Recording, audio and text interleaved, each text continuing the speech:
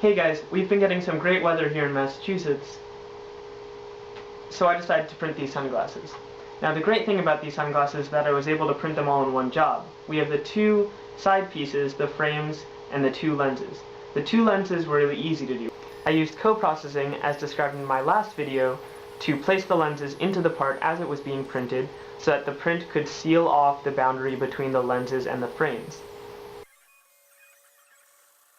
The really fun part about this print was the hinges. If you look at the hinges, they're completely incorporated into the 3D print of the part just because of the way that the two parts interact.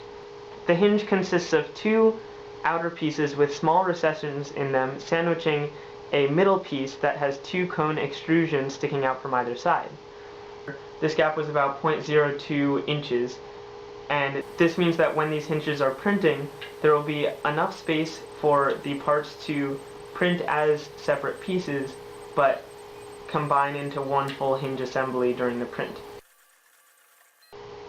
As you may know already, because FDM printers print parts layer by layer, they create anisotropic stresses along the parts. Each layer creates a seam, which means that you can easily snap 3D printed parts along those seams. I wanted to reinforce these sunglasses, so instead of just letting them print, I decided to co-process them again. During the print, I slid steel rods through the centers of each of these side pieces, making the overall part stronger than it would have been without the steel supports. Although my research on co-processing is still in its early stages, we can see from this example that you can create fully functional products without any assembly after or before the product is printing necessary. Thank you, and see you next week.